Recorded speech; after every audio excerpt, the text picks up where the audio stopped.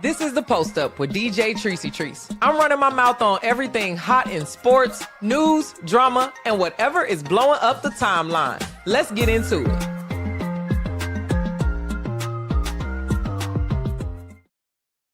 What is going on? And welcome back to a brand new episode of The Report Out. Y'all, I am DJ Trice, and my podcast is named Post Up, where I stay posted up, running my mouth about sports. You are now part of a brand new live stream series that I have going on at 8:30 on the West Coast, just reporting out for the day and talking about some of the things that have happened in the sports week. We have had a very, very interesting sports day here today. For those of y'all who posted up yesterday with me, we got a whole new fresh set of things that I'll be talking about today. LeBron is officially back, y'all. LeBron is officially back for season 23, so I'm going to talk about that. I'm also going to talk about the WNBA and my initial thoughts on this Project B situation here, and I don't even want to call it a situation because I've changed my mind a lot about it. So you'll get the benefit of hearing from me what I think about that. Also, I want to talk about Jamarr Chase being fined $500,000, if you could even think about being fined for $500,000 for something. And I'll also just be giving my live reactions to some of the Lakers game that's going on right now in the second quarter, almost there for halftime, y'all. So first and foremost, let's formally talk about LeBron being back. It is year 23 for the King. He is officially the longest standing NBA player out there. And I just honestly don't think that we are fully giving LeBron James the flowers that he deserves, y'all. He has been in the league so long that I don't even think people notice at all the overall impact that he has, the overall just star power. Like today we were watching him do his chalk toss, and it was beautiful, and everybody was waiting for it, and all his teammates were standing around him. So a lot of them were little boys when they were watching LeBron do that for the first time, and now they get to do that alongside LeBron James, including his son. You know, for Bronny to be on the team, for Jake LaRavia to be on the team, and they doing what they doing and seeing LeBron, I can only imagine what it's like. We saw some early clips of Vando sitting next to LeBron on the bench as they were playing the video up on crypto. And it's like, dude, this dude has been being him for so long. LeBron James has really been doing his thing at leading in the league, being exciting in the league, doing so many things that we all didn't know was possible, to be quite honest. You know, I think that we were thinking when he came into the league, you know, he's straight from high school, one of the last to do that. And it's like, how much he is given to the league, I think is taken for granted. I think there are a lot of LeBron haters out of there. There are some people who want to see him out. And for me at this point, it's like, bro, he has been this man for so long. I'm excited to see where his career ends. He's not even at the bottom of it. And I'm watching some people jump off the stream right now, and that's cool. If you don't like LeBron, this first whole segment ain't going to be about you. But what that means for the Lakers is I think that we can go deeper into the playoffs because LeBron is that vet. Even if he doesn't play 30 minutes, I don't think LeBron should be playing more than like 15 to 20 minutes a game at the level that he's at. The Lakers have been playing really well. We want to continue to let everybody touch the ball, to let Luka really run the show. But if we're talking about a championship right now, listen, right here, Bron just needs to go away for real, retire already and shave his head. Man, we are witnessing one of the greatest players to ever do this, and we rushing him to get out the league. He's not even terrible right now. Like, give him a chance. The Lakers have been doing exactly what they've been doing without him. It's exciting to see where they will be once he gets back into full rotation. Again, not saying he needs to play 20 minutes. He could be in that starting rotation. Get him in, get him out. Let some of the younger guys lead that second unit and really, really shine. It will be exciting to see once Gabe Vincent gets back if he can actually pick up and keep pace, because with Marcus Smart being added to the fold and LeBron James being back in there, Luka doing his magic, already having the MVP season, Austin Reeves holding it down, and then some of the rookies and role players doing their thing. I think the Lakers are in a good chance. Listen, give them a chance. But listen, I want you to just think about it. Think about it, man. El Nomad. Listen, if we are witnessing one of the greatest times in basketball, and this guy has outlasted everybody, and is not terrible at this point, why are we spending so much energy not appreciating this? I'm sure he's going to retire at the probably like next year.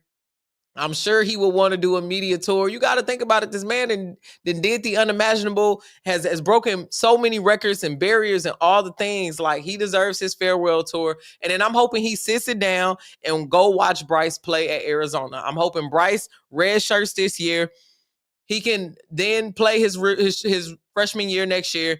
And then LeBron can sit down, drink some wine, watch his daughter play volleyball and flag football, watch Bronny develop in the league, and then watch Bryce come up. There's no the barrier of not going to college, bro.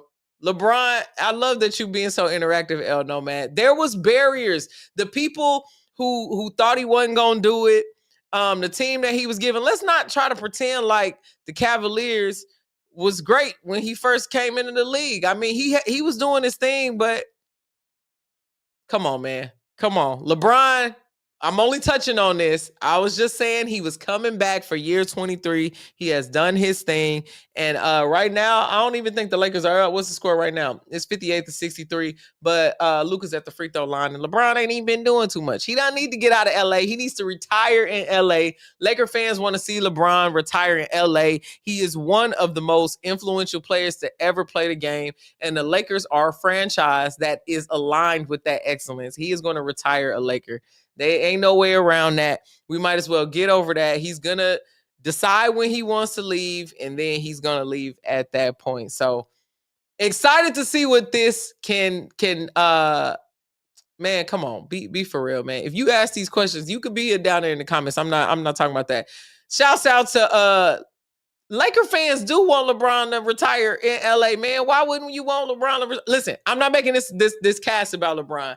He's back from sciatica. He said you never want to get sciatica, and we are going to move on from that, yo.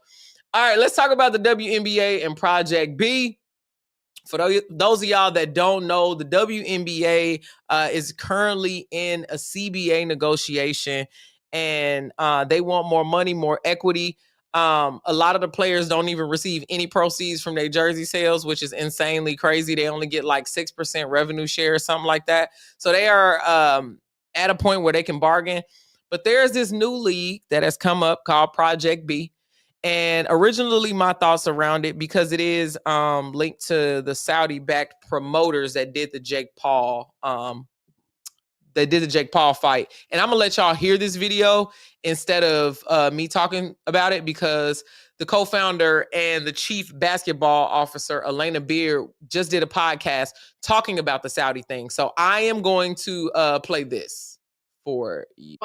You know, for a long time, players here in the States wanted off-season options in the U.S. because women had to go abroad, sometimes to places like Russia that they didn't always feel necessarily safe, or really even understand what the financial backing of their ownership. If you think the WNBA is a joke, bro, you can bounce. Ain't no joke. And Unrivaled, there are great options in the States. Are you hearing from players that they're, again, some of them looking to find a way for basketball to take them abroad? Right. I think what I would always say to that is that I absolutely love what Unrivaled and Athletes Unlimited are doing. We're all different kind of models in terms of how we think about this thing.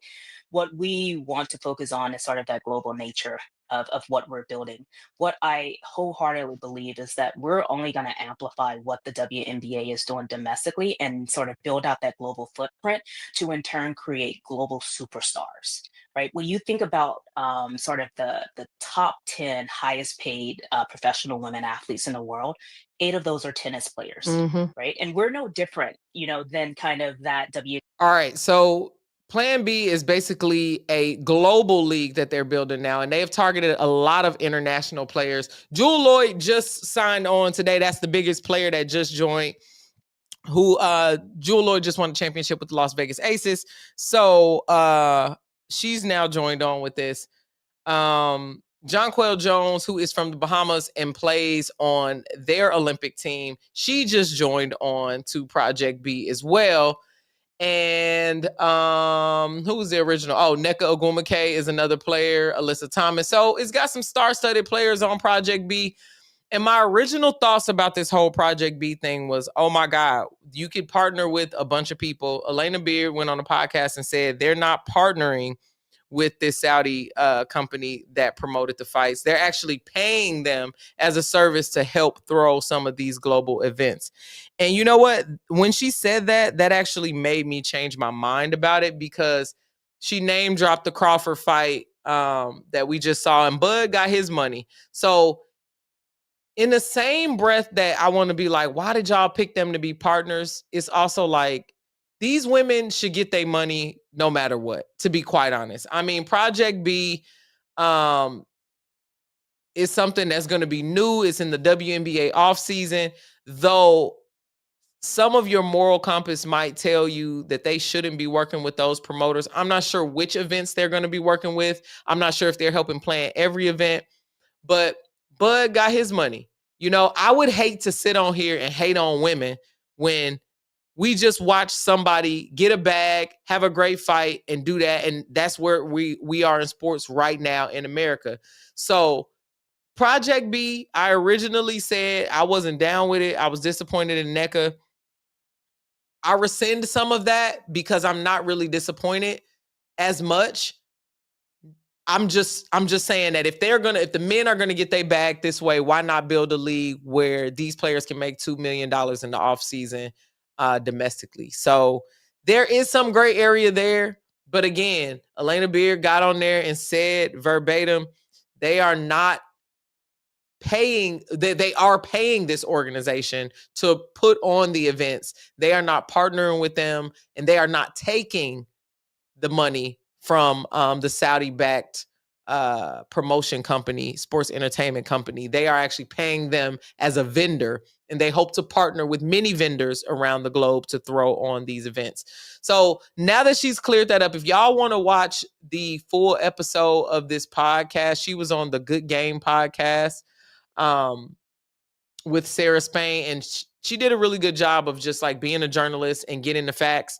So now that I have that fact, the only thing that changed my mind, to be honest, was the fact that Elena Beard said that, hey, y'all just watched this big fight on Netflix. Why not have the women benefit from these same things? So I agree with you there. I am allowed to change my mind.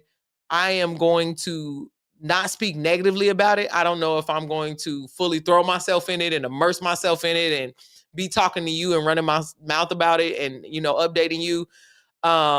Because I don't fully feel good about it yet, but that explanation helped me to open my mind to it. And now that we see more players getting into it, it is kind of messy, but let's give the women the benefit of the doubt to get their money on that end.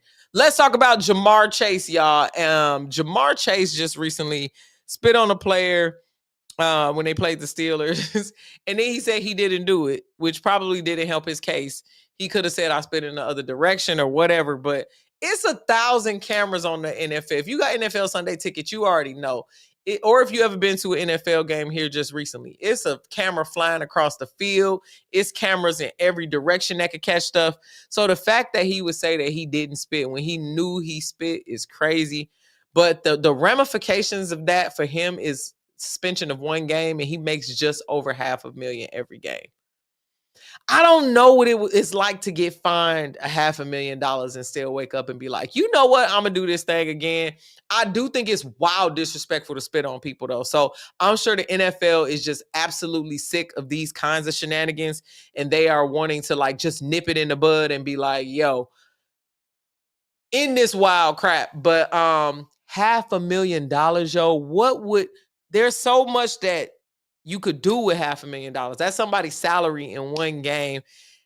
And to think that they could just hand out a citation or some kind of punishment for that is crazy. So hopefully we don't see any NFL players continuing that, because then, of course, kids are impressionable. They look up to these dudes. They'll be spitting on people. But again, celebrities and sports entertainers are not responsible for the things that kids do. Of course, their parents should be parenting them, but it's just not a good thing as a human to be spitting on people. It's mad disrespectful. Also, we just got over COVID, man. You can't be, it's biological warfare out here, and we ain't even over COVID. COVID's still out. So stop all that spitting on people, Jamar Chase. That is really, really, really insane. Let's check in on the Lakers game. It looks like the Lakers are catching up at 67-71. We are right at halftime, y'all. So, again, thank y'all so much for tuning in to my report out. I'm on here at 8:30 p.m. on the West Coast every day, just talking about sports, running my mouth about sports. If you want to listen to my podcast, it's brought to you exclusively by the Revolt Podcast Network. You can follow the link down in my description for that. If you want my sports takes, the ones that I give like every day, that's what I mostly trend for. Quick, funny, quip videos to keep you entertained, but also keep you in the know of what's happening in the sports. You can follow me on every single platform at DJ Tricey Trice. That's at DJ TRICEYTRICE. Tomorrow, I will be covering whatever comes up in the sports day. I'm having a good time just living all day, listening to things that come out, and then just responding at the end of the day. So thank y'all so much for tuning in, and I will catch y'all on the next one. All right, that's a wrap on the post up. I ran my mouth, said what I said, and now it's your turn. Drop a comment, share it, and come back tomorrow, because I'm not done talking. And make sure you follow me on social media at DJ Tricey Trice. That's at DJ TRICEYTRICE. I'll be posted up here, y'all.